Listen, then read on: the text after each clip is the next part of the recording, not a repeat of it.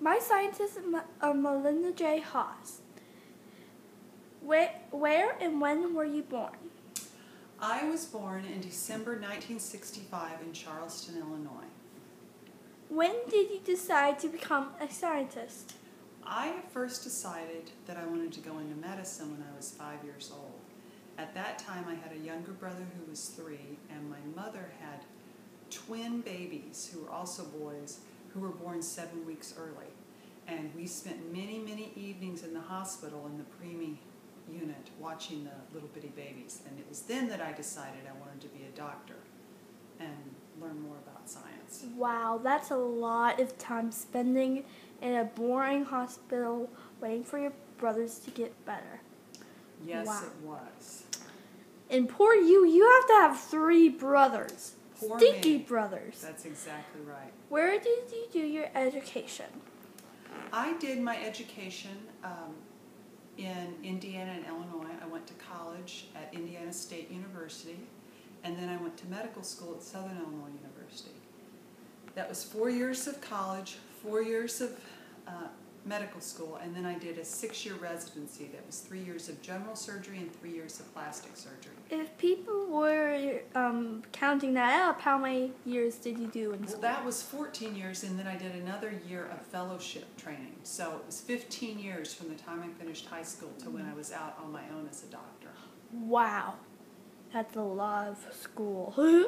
Tell us about your research. I first started doing research when I was a medical student. I decided that I wanted to go into plastic surgery and looked into different research projects. A lot of plastic surgery involves how people heal. The better people heal, the less scars they have. So I first started with wound healing research, looking at different ways to help people who have problems healing heal better. One of the reasons people have problems healing is if they're taking different types of medications. One of those medications, steroids, people take if they have arthritis or autoimmune disease or something that they need to take the steroids.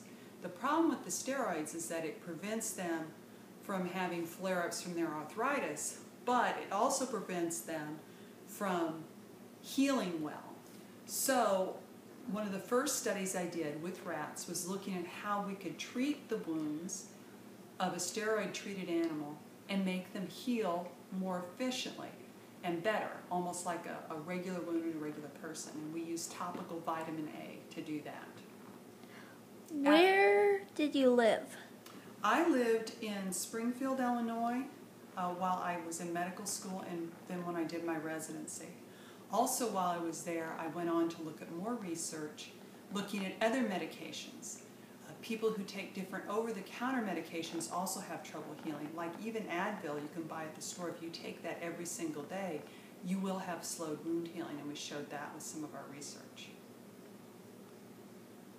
After I finished my residency in Springfield, Illinois, I then came to Nashville for 6 months for a fellowship and then moved to Las Vegas. I did a 6-month fellowship there where I also did more research and then was an assistant professor in the Department of Plastic Surgery at the University of Nevada School of Medicine. Who are your parents and their jobs? My mother was a school teacher, a librarian, and then a principal. My stepfather was also a principal of elementary schools. My father worked for the Department of Corrections, first in Illinois as a prison warden, and then for the state of Kentucky as a deputy commissioner for the Juvenile Department of Justice.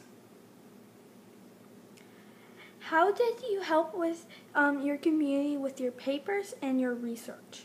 My research helped build on wound healing knowledge that we have. Some of the research that I use is still quoted today in testing for general surgeons and plastic surgeons. But my research was just a small part. There's so many people who had done research before me for wound healing and people who have come after, and my part was yet another link in the chain, helping us learn more about how people heal and how better we can make them heal.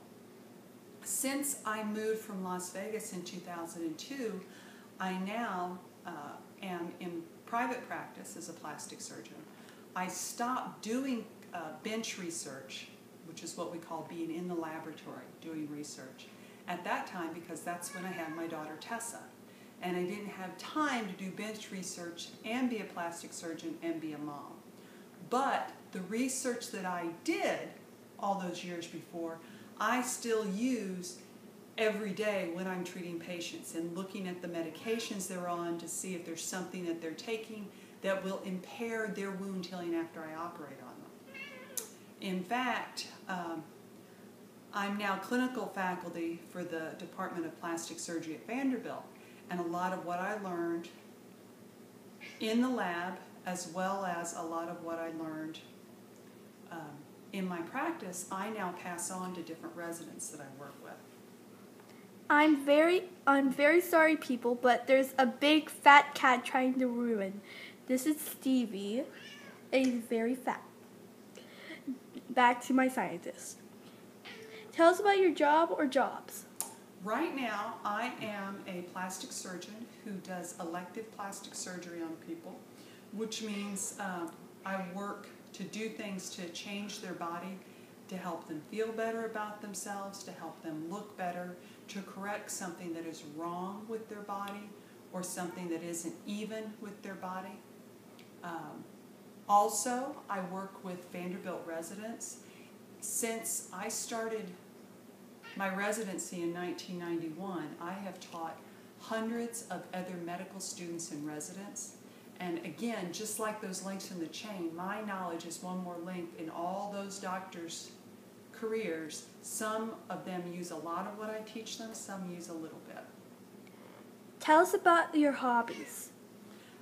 My hobbies are wringing the necks of noisy cats who interrupt interviews. Also, I like to bike ride. I like to travel with my daughter, probably more than she does. I like to listen to music. I like to paint. I like to bake. I think that's about it. I do not like to travel seriously, and let's say goodbye to Stevie and Melinda J. Haws. Bye, Melinda and Stevie. You're on camera. Thank you very much for my interview. There's Stevie, and have a good day.